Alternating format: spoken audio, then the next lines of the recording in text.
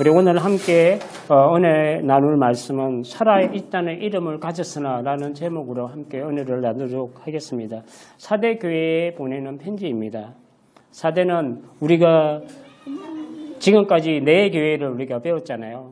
에베소 교회가 있었고 그 위에 서머나 교회가 있었고 그 위에 버가모 교회가 있었고 두아디라 교회가 있었고 오늘은 사대 교회. 이렇게 돌아서 약간 꺾였어요. 사대 교회에 대해서 우리가 주님이 주시는 말씀이 무엇인지 우리가 함께 보도록 하겠습니다. 사대 교회는 도시 특성상 되게 상업 도시였고 부자 도시였어요. 되게 잘 사는 도시였고 비교적 그 우상과 이단의 그 위험이 적은 도시였고 황제 숭배가 만연한 그때 시대에 비해서 비교적 좀 덜한 그런 도시였으면서도 불구하고 가장 부유한 도시였고 상업적인 그런 도시였습니다. 사도 요한이 이 사대교회에 전도를 했고 세웠다는 전설이 있습니다. 이 물질적으로 되게 풍요했지만 영적으로, 마음적으로, 내적으로는 되게 부패한 교회가 사대교회였고 하나님 보시기에 참 죽은 교회 같은 교회가 사대교회였습니다. 사대교회는 외형적으로 보면 참 그 교회의 모습을 띠고 있었어요. 그 살아있는 것처럼 보였어요. 내적으로는 부패해 있었고 그 생명력이 없었습니다. 사람들이 보기에는 저 교회 괜찮다 그랬지만 하나님 보시기에는 영적인 생명력이 없는 그런 교회로 보였다는 것을 알 수가 있습니다. 1절에 보면 사대교회의 사자에게 편지하라. 하나님의 7영과 7뼈를 가지신 이가 이르시되 내가 내 행위를 아노니 내가 살았다 하는 이름을 가졌으나 죽은 자로다. 칭찬이 없이 바로 책망으로 겉면에 주시고 계십니다. 사대교회가 이렇게 죽게 된 것이 무엇인가 우리가 살펴봐야 합니다. 믿음의 영적 전투가 없는 그 부유한 세상에서 살다 보면 그 도시 문화와 환경 속에서 우리의 신앙과 믿음이 타협하게 되고 그냥 어느 정도 적응하면서 살아가게 됩니다. 그러므로 말미암아 하나님과 그 세상을 바꾸게 되고 그러므로 믿음을 잃어버리는 그런 경우가 참 많습니다. 교회와 그 세상의 구별이 없어지는 그런 상황이 오게 되는 것입니다. 우리가 살펴볼 때 에베소 교회는 책망을 받았습니다. 그럼에도 불구하고 많은 수고와 인내로 그 악한 것들을 용납하지 않았어요. 그리고 거짓 사도들이 교회에 침투하는 것을 교리와 신앙을 가지고 막았어요. 그리고 그거 거짓들을 다 교회 안에 덜쳐내서 이래서 그들이 틀렸다는 것을 복음 안에서 덜쳐냈습니다. 그래서 예수님께서 주의 이름을 위하여 참고 견디고 게으르지 않고 영적 전투를 한 그 에베소 교회는 칭찬을 해주셨어요. 그리고 스무나 교회는 어땠습니까? 사탄의 공격과 유대인의 공격과 그 이방인의 공격 속에서 정말로 엄청난 그 환난을 받았고 그리고 가난하고 궁핍했어요.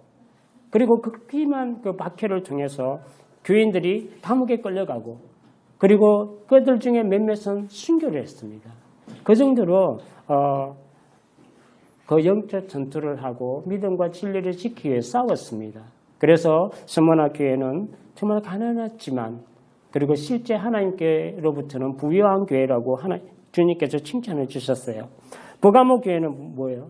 버가모 교회는 우리가 배울 때 사탄의 그 군자, 우상들의 그 상들이 있는 그런 곳에 그런 지역에 있었어요. 그럼에도 불구하고 주의 이름을 굳게 잡은 안디바와 같은 사람들이 그 믿음을 지키기 위해서 순교하는 교회였어요. 두아디라 교회는 어떻습니까? 우상의 재물과 행함이 가득한 도시. 그 우상의 재물과 행함과 가늠이 가득한 그 도시 속에서도 예수 그리스도 안에서 사랑과 믿음과 섬김과 인내가 그 처음보다 계속 자라가는 그런 교회였다고 주님께서 말씀을 주고 계십니다. 다른 교회들이 약점이 없었던 것은 아닙니다. 예수님께 책망을 받았고 그 권면을 받았습니다. 그럼에도 불구하고 그들은 그 부족함 중에서도 믿음과 예수 그리스도에 대한 믿음을 지키기 위해서 그 영적 전투를 감당했던 것을 우리가 볼 수가 있습니다. 한론과 핍박이 없으면 우리가 믿음 생활을 더 잘할 것 같지만 그렇지 않습니다. 이러한 영적 전투가 없으면 오히려 우리가 무너지는 것을 봅니다. 우리가 때로는 천적이 필요해요. 천적. 그 천적 때문에 우리가 활기를 띠고 살기 위해서 우리가 더욱더 깨어있고 정신을 차리는 것을 볼 수가 있잖아요. 옛날에 남해안 지방이나 부산이나 마산에서 이런 고기가 지금은 발달되어 있지만 그 고기들을 그 여의도까지 옮기는데 그 수족관에서 그 살아남기 하기 위해서 거기다 천적 물고기를 집어넣는다는 말도 있었습니다. 그러면 그들이 잘 살아서 서울까지 간다는 것입니다.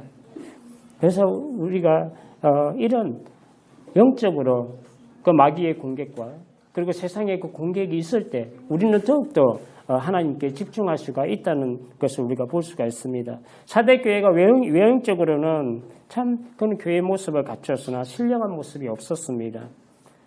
세례를 받고 교회를 다니고 교리 교육을 받고 그런 외적인 모양은 있었지만 영적으로 보면 하나님 앞에 신령한 모습이 없었습니다. 하나님 보시기에 죽은 모습이었습니다.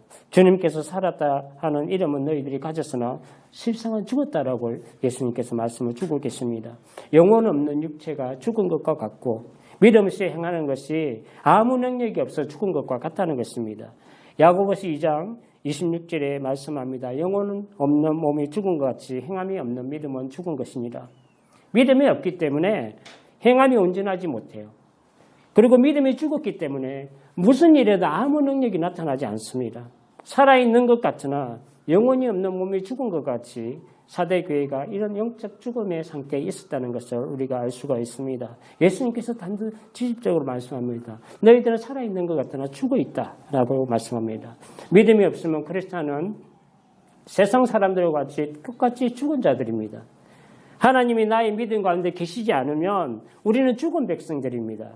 하나님이 생명의 본체시기 때문에 하나님이 계시지 않으면 우리는 죽은 사람들입니다. 하나님의 생명에서 떠나 있는 그것을 영적 죽음이라고 우리는 말을 합니다. 태초의 에덴 동산에는 하나님의 창조의 그 세계에는 죽음이 없었습니다. 인간들에게 죽음이 없었습니다. 하나님의 말씀에 불순종하여 죄를 짓게 되므로 그 죄의 싹이 죽음이 됩니다. 로마서 6장 23절을 보면 죄의 싹은 사망이요 하나님의 은사는 그리스도 예수 우리 주 안에서 있는 영생이니라. 하나님께서는 창세기 2장 17절에 보면 죽음에 대해서 말씀을 주십니다. 죽음이 무엇인지 하나님께서 인간에게 말씀을 주시잖아요. 동산에 있는 각종 그 실과의 나무의 열매들은 너희들이 임의대로 먹으라. 그러나 선악을 알게 하는 나무는 절대 먹지 말라. 너희들이 먹는 날에는 정령 죽으리라. 이것이 죽음이에요. 하나님께서 우리에게 주시는 죽음의 정의는 바로 여기에 있습니다. 로마서 5장 12절에도 보면 죄와 죽음에 대해서 이렇게 말합니다. 그러므로 한 사람으로 말미암아 죄가 세상에 들어오고 죄로 말미암아 사망이 들어왔나니 이와 같이 모든 사람이 죄를 지었으므로 사망이 모든 사람에게 이르렀느니라. 말씀의 불순종함으로 죄가 들어오므로 하나님과 떨어지고 멀어진 이것을 죽음이라고 말씀합니다. 태초 인간은 하나님 앞에 범죄했지만 범죄해서 죽었습니다. 그러나 육적으로는 살아있었고 그리고 생명의 에덴 동산에서 쫓겨납니다. 이것이 영적 죽음입니다. 주님께서도 오늘 살아있다는 그 이름을 가졌으나 실상은 죽었다고 사대교회에 대해서 말씀을 주고 계신 것입니다. 모든 사람이 죄를 범하였으므로 하나님의 영광에 이르지 못하는 것입니다. 하나님의 생명에 이르지 못하는 이것이 영적인 죽음이라는 것을 말씀하고 있습니다. 에덴 동산은 하나님의 동산으로 하나님이 거하시는 곳이에요. 거기서 사람들을 만나주시고 사람과 교제하고 이렇게 듣고 함께하는 그곳이 바로 에덴 동산입니다. 하나님의 생명 그 자체세요. 하나님의 그 생명이 계신 그 에덴 동산에서 쫓겨난다는 것은 하나님의 그 생명으로부터 떨어지는 것을 말해요. 쫓겨난다는 말은 하나님의 그 생명으로 분리가 되는 것을 말하고 그것이 죄로 말미암아 분리가 된 것입니다. 이런 상태를 영적 죽음이라고 말합니다. 이사야서 59장 2절을 보면 오직 너희 죄악이 너희와 너희 하나님 사이를 갈라놓았고 너희 죄가 그의 얼굴을 가리어서 너희에게 듣지 않으시게 함이니라. 생명은 하나님과 함께 거하는 것 자에게 있습니다. 하나님과 더불어 교제하고 그렇게 생활하고 신앙생활하는 그 사람에게 생명이 있습니다. 믿음으로 하나님의 뜻을 이루어가는 그 삶이 바로 우리가 주님께서 말하는 그 살았다는 이름을 가지는 자들입니다. 따라서 하나님을 알지 못하고 하나님이 없이 살아가는 그 사람들을 가리켜 죽은 자들이라고 이야기를 합니다. 그들 속에는 하나님의 생명이 없기 때문에 그렇습니다. 사도교회는 하나님을 알고 그리스도를 알아서 믿음으로 구원과 영생을 가지고 살았다는 이름을 가졌습니다. 그러나 지금은 주님에 대한 믿음이 죽어버렸고 하나님을 떠나서 죽은 자와 같은 그 영적 상태에 있는 것을 우리가 볼 수가 있습니다. 세상의 물질과 그 세상의 그 세속적인 것과 타협하고 적당히 우리가 공유하며 받아들이며 살아감으로 말미암아 하나님에 대한 믿음을 세상과 바꾸어 버렸습니다. 세상과 구별이 없을 때 교회는 그 생명력을 잃어가고 하나님의 거룩이 없을 때 교회는 세상과 구별이 없어지므로 생명이 없어집니다. 마지막 때를 살아갈 때 우리는 항상 결단하는 믿음의 요구가 됩니다. 결코 쉽지 않습니다. 왜 그렇습니까? 우리가 생활하면서 물질이나 그 세상적인 것들 때로는 내 생명 다음으로 중요하기 때문에 그렇습니다. 그 물질이나 그것들이 없으면 내가 살 수 있는 조건들이 없어지기 때문에 아주 중요합니다. 그래서 믿음과 신앙과 그것을 결정해야 될 때는 우리는 엄청난 고민과 그 마음의 갈등을 가지게 되어 있습니다. 그러나 예수님께서는 우리에게 단호하게 말씀하세요. 하나님과 세상을 겸하여 섬길 수 없다고 마태복음 6장 24절에 말씀합니다. 한 사람이 두 주인을 섬기지 못할 것이니 혹 이를 미워하고 저를 사랑하거나 혹 이를 중히 여기고 저를 경히 여김이라. 너희가 하나님과 재물을 겸하여 섬기지 못하리라. 항상 위대한 믿음의 선배님들은 이러한 위험한 순간순간마다 하나님을 섬기기로 그 믿음을 결단하는 것을 볼 수가 있습니다. 여호수아 24장 15절을 보면 그 하나님이 약속한 가나안 땅으로 모든 이스라엘 백성들이 여호수아와 함께 들어갑니다. 그리고 땅을 분배하고 거기서 정착을 하게 되는데 보니까 거기에 있던 그 이방신과 우상신과 그들의 문화 가운데서 이스라엘 백성들이 혼란을 가져오는 것을 보게 됩니다. 그럴 때 세겜으로 다 불러 모읍니다. 여호수아가 그때 세겜에 불러 모아서 결단하게 합니다. 너희가 섬길 자를 오늘 택하라. 나와 내 집은 여호와를 섬기겠노라. 우리는 항상 이런 갈등과 그런 곳에서 살아가고 있습니다. 여러분, 예수님께서 부활하신 이후에 주님이 다시 오시는 그 재림 때까지를 우리는 말세라고 합니다. 우리는 이 말세를 살아갑니다. 이 말세일 때 사대 교회와 같이 믿음과 신앙을 지키기가 참 힘듭니다. 디모데후서 3장 1절 이하에 보면 하나님께서 말씀을 주고 계십니다. 이 말세에 일어날 현상들을 말씀을 주고 계십니다. 하나님과 이웃을 생각하기보다는 사람들이 자기를 사랑하며 자기를 자랑하며 모든 것이 자기 것만 자기 중심적인 삶을 살아가게 된다는 거죠. 교만하며 비방하며 낳아주고 길러준 부모를 거역하며 감사하지 않은 오늘 전도사님 얼마나 감사의 기도를 많이 우리는 감사의 조건이 너무나 많습니다. 모든 것들이 내가 해놓은 게 없습니다. 이게 다 감사의 조건인데도 감사하지 아니하며 거룩하지 아니하며 춥고 배고프고 질병으로 사람이 죽어나가도 관심 없습니다. 관심이 없고 무정하며 서로 모함하고 분노하고 사나우며 악해져서 선한 것을 좋아하지 아니하며 믿음과 신앙을 배신하고 조급하며 자만하며 세상의 즐거움과 쾌락을 사랑하기를 하나님 사랑하기보다 더한다고 성경은 기록하고 있습니다. 이름은 크리스찬이고 경건한 모양은 있으나 경건의 그 능력을 부인하는 이런 자들에게서 너는 떠나가라 라고 바울이 디모데에게 강력하게 부인하고 있습니다. 이런 자들은 주님께 가까이 있는 듯 하지만 주님을 만나지 못하고 늘 하나님의 말씀과 진리를 듣는 것 같으나 진리의 지식을 얻지 못하는 자리라고 디모데후서 3장 7절에 12절에 말씀합니다. 세상의 힘과 문화에 맞서서 영적으로 전투하고 예수님 안에서 경건하게 살려고 하는 자는 늘 박해를 받게 되어 있습니다. 우리가 믿음 생활을 하고 예수 안에서 잘 살기를 원한다면 우리가 세상으로부터 손해를 보는 것은 당연한 것입니다. 세상 사람들이 어떻게 보고 어떻게 생각할까? 사람의 생각과 눈을 의식하지 마십시오. 그러나 전지전능하신 그 하나님을 두려워하며 하나님 앞에 살아가야 합니다. 예수님께서 마태복음 10장 26절에 우리에게 말씀을 주고 계십니다. 몸은 죽여도 영혼은 능히 죽이지 못하는 자들을 두려워하지 말고 오직 몸과 영혼은 능히 지옥에 멸하실 수 있는 그 하나님을 두려워하라 라고 말씀을 하고 계십니다. 하나님을 마음으로 경외하고 사랑하는 것이 우리 인간 지음을 받은 백성들의 본분입니다. 하나님을 사랑하고 하나님을 경외하는 게 우리의 본분입니다. 그리고 여호와를 경외하는 그것이 우리에게 생명이 됩니다. 종말을 사는 우리는 성령 안에서 깨어 있어야 합니다. 살아있으나 죽은 자와 같은 그 사대교회의 그 상태는 영적으로 잠이 들어있는 상태와 같습니다. 깨어나지 않으면 죽는 것입니다. 그것이 사망의 잠을 자는 것입니다. 완전한 죽음의 상태는 아니었지만 거의 죽어가는 상태였어요. 그러므로 믿음의 그 신앙과 그 불이 활활 타다가 이제는 꺼져 불의 생명력이 다해가는 그 상태가 바로 사대교회였습니다. 그게 다 완전히 죽은 건 아닙니다. 우리는 마지막까지 그 꺼져가는 불꽃을 태워서 영적으로 깨어서 다시 한번 하나님께로 달려가야 합니다. 2절을 보면 너는 일깨어 그 남은 바 죽게 된 것을 굳건하게 하라. 내 하나님 앞에서 내 힘에 온전한 것을 찾지 못하였노니. 세상적으로 보면 사대교회는 교회의 모습을 갖추고 있었으나 주님의 눈에는 온전한 것을 찾지 못하였다고 말씀합니다. 하나님 보시기에는 에스겔 골짜기에 마른 뼈와 같이 하나님의 백성들이 그 죽은 모습으로 하나님께 비춰지고 있는 것입니다. 지금 우리는 깨어서 돌이키고 회복되어야 합니다. 사망의 잠에서 깨어나지 못하면 우리는 죽습니다.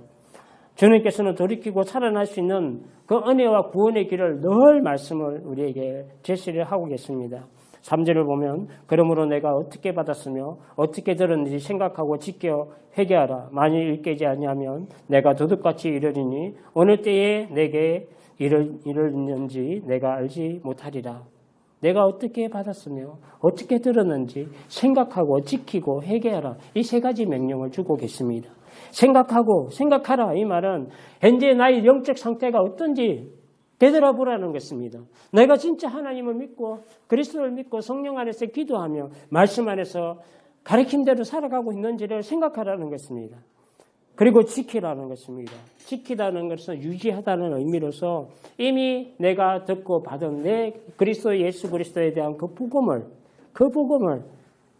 붙들어야 한다는 것을 말씀하고 있습니다. 회개하라는 돌이키라는 뜻이잖아요. 단번에 결정적인 그 죄에서 완전히 돌이킬 것을 명령하고 계십니다.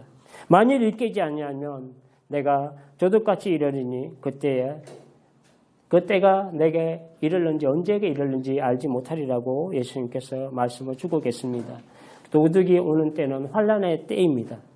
그리고 그 시기는 아무도 알지 못합니다. 계시록 16장 15절에 보면 보라 조둑같이 오리니 누구든지 깨어 자기 옷을 지켜 벌거벗고 다니지 아니하며 자기의 부끄러움을 보이지 아니하는 자는 복이 있도다. 예수님께서 생각하고 지키고 돌이켜 회개하라는 주님의 그 명령과 권면을 받고도 우리가 여전히 죄 가운데 생명력을 잊고 상실하고 살아간다면 주님이 아무도 모르게 도둑과 같이 와서 심판할 것을 말씀하고 계십니다.